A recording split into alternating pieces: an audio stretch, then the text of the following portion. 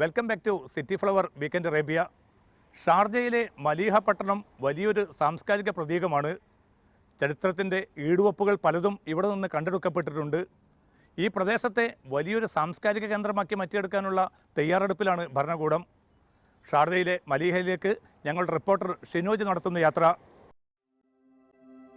Sharjah നഗരത്തിൽ നിന്ന് ഏകദേശം 60 കിലോമീറ്റർ അകലെയുള്ള മരുഭൂ പട്ടണമാണ് മലീഹ.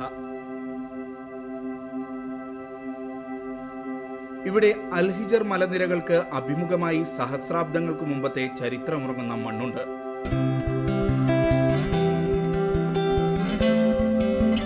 ഫോസിൽ റോക്ക് എന്നും ക്യാമൽ റോക്ക് എന്നും വിളിക്കുന്ന ഈ ചുണ്ണാമ്പ് പാറക്കെട്ടിൽ നിന്നും കണ്ടെടുത്ത അവശിഷ്ടങ്ങൾ ചരിത്രാതീത കാലത്തെ അറേബ്യയുടെ ജീവിതത്തിലേക്ക് വെളിച്ചം വീശുകയാണ്.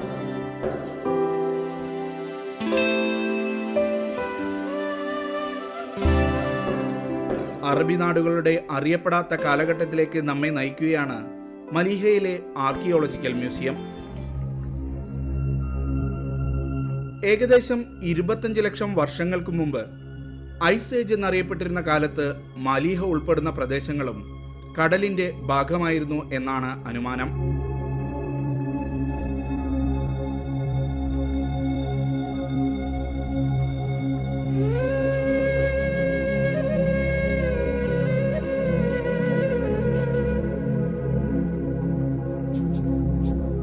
ശിലായുഗത്തിനു മുമ്പേ അക്കാലത്തെ മനുഷ്യർ ഉപയോഗിച്ച 2 ആയുധങ്ങളാണ് ഇവിടുത്തെ ഏറ്റവും പഴക്കമേറിയ കണ്ടെത്തലുകൾ.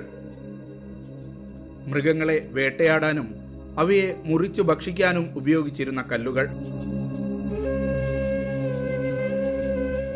അവിടെ നിന്നങ്ങോട്ട് മലീഹയിലെയും ചുറ്റുപാടിലെയും ജീവിതവും സംസ്കാരവും എങ്ങനെ പുരോഗമിച്ചു എന്ന് ഇവിടുത്തെ പ്രദർശനങ്ങൾ വ്യക്തമാക്കുന്നു. ആയിരക്കണക്കിന് വർഷം പഴക്കമുള്ള പാത്രങ്ങളും ആഭരണങ്ങളും ആ പഴയകാല ജീവിതത്തെക്കുറിച്ച് നമ്മോട് ഏറെ പറയുന്നുണ്ട്. ഉമ്മുൽനാർ എന്നറിയപ്പെടുന്ന വലിയ ശവകുടീരത്തിനു ചുറ്റുമായാണ് ഈ ആർക്കിയോളജിക്കൽ സെന്റർ നിർമ്മിച്ചിരിക്കുന്നത്. ഈ കേന്ദ്രത്തിന് പുറത്ത് ചരിത്രശേഷിപ്പുകൾ കണ്ടെടുത്ത ആർക്കിയോളജിക്കൽ സൈറ്റുകളിലേക്കും നമുക്ക് യാത്ര ചെയ്യാം.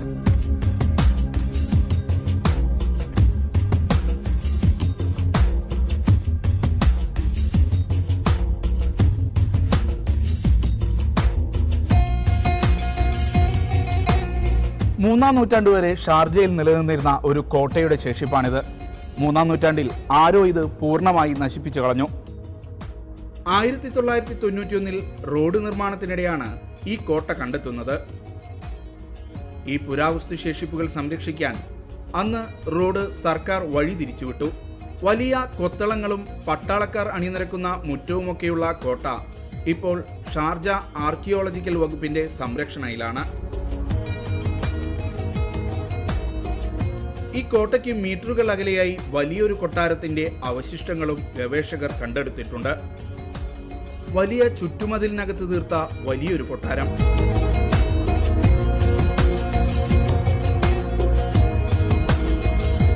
നേരത്തെ കണ്ട കോട്ടയ്ക്ക് സമാനമാണ് ഈ കൊട്ടാരത്തിന്റെയും ചരിത്രം. പക്ഷേ ആരായിരുന്നു അക്കാലത്തെ ഭരണാധികാരിയെന്ന് ഇപ്പോഴും വ്യക്തമല്ല. കൊട്ടാരത്തിന്റെ പരിസരത്ത് നിന്ന് ലഭിച്ച പാത്രങ്ങളുടെയും മറ്റും അവശിഷ്ടങ്ങൾ ഇപ്പോഴും ഇവിടെ തന്നെ സൂക്ഷിച്ചിട്ടുണ്ട്. ഇവിടെ നിന്ന് ലഭിച്ച 100 കണക്കിന് അവശിഷ്ടങ്ങളിൽ ചിലത് മാത്രമാണിത്. കൊട്ടാരത്തിനടുത്ത് നിന്ന് അല്പം കൂടി മുന്നോട്ട് പോയാൽ വലിയ ഒരു ശവകുടീരത്തിനടുത്തെത്താം. ഇവിടെ സാധാരണ കല്ലറകൾക്കൊപ്പം പ്രമുഖരെ അടക്കം ചെയ്തു എന്ന് കരുതുന്ന വലിയ ശവകുടീരങ്ങളുണ്ട്. 3-ാം നൂറ്റാണ്ട് കാലത്ത് ആളുകളെ അടക്കം ചെയ്തിരുന്ന ശവക്കല്ലറയ്ക്കുള്ളിലേക്കാണ് നമ്മളിപ്പോൾ പോകുന്നത്.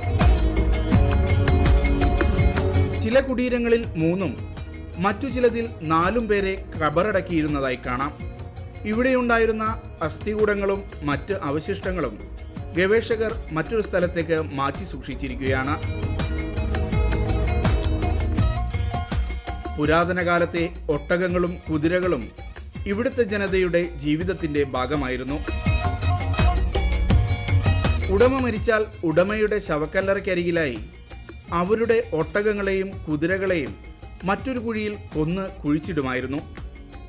മരിച്ചയാൾക്ക് പരലോക ജീവിതത്തിൽ ഇവയെ ആവശ്യമുണ്ടാകുമെന്നായിരുന്നു വിശ്വാസം. ഇസ്ലാമിന് മുമ്പുള്ള കാലഘട്ടത്തെ രേഖപ്പെടുത്തുന്ന ഭാഗത്ത് കുതിരകളെയും ഒട്ടകത്തെയും കുഴിച്ചിട്ട കല്ലറകളും ആർക്കിയോളജിക്കൽ മ്യൂസിയത്തിൽ ചിത്രീകരിച്ചിട്ടുണ്ട്. കുതിരയുടെ ശരീരത്തെക്കുറിച്ചും അവയ്ക്കുണ്ടാകുന്ന രോഗങ്ങളെക്കുറിച്ചും ആഴത്തിൽ അറിവുള്ളവരായിരുന്നു അക്കാലത്തെ ജനത. വിവരങ്ങൾ അവർ കുറിച്ചിടുകയും ചെയ്തിട്ടുണ്ട്. ശിലായുഗത്തിനു മുമ്പുള്ള മലീഹ ജീവിതത്തെ വരച്ചുകാട്ടുന്ന വീഡിയോ പ്രദർശനവും ഈ കേന്ദ്രത്തിൽ ഒരുക്കിയിട്ടുണ്ട്. Mleiha archaeological and eco tourism project എന്ന പേരിൽ ഇവിടേക്ക് ചരിത്ര കുതുകികൾക്കൊപ്പം വിനോദസഞ്ചാരികളെ കൂടി ആകർഷിക്കാനാണ് Sharjah development and investment authority പദ്ധതികൾ ആവിഷ്കരിക്കുന്നത്. ഫോസിൽ റോക്കിലേക്കും ക്യാമൽ റോക്കിലേക്കുമുള്ള ഡെസർട്ട് സഫാരി,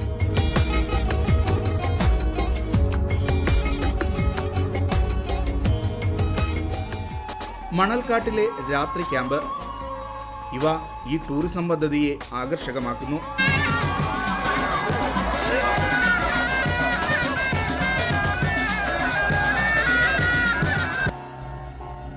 കുതിര സവാരി, ഒട്ടക സവാരി, ഫാൽക്കനറി, പരമ്പരാഗത നൃത്തം,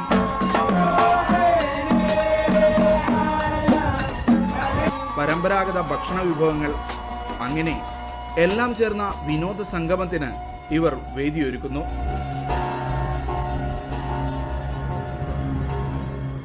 We do attract many tour operators as well as universities locally and internationally for both promoting the destination as a tourist leisure destination and also the archaeological researchers who will come and indulge into the very rich archaeological findings in Mliha. അറേബ്യയുടെ ചരിത്രം നമ്മൾ കണ്ടതും അറിഞ്ഞതും മാത്രമല്ല, സഹസ്രാബ്ദങ്ങൾക്കപ്പുറത്തേക്ക് അതിൻ്റെ കഥകൾ നീണ്ടുകിടക്കുന്നു. Archaeology വിദഗ്ധർ ആ കഥകൾ തേടിയുള്ള പര്യവേഷണം തുടരുകയാണ്. ചരിത്രമേറെ പറയാനുള്ള ആ രാക്കഥകളിലേക്ക് നമുക്കിനിയും കാതോർക്കാം.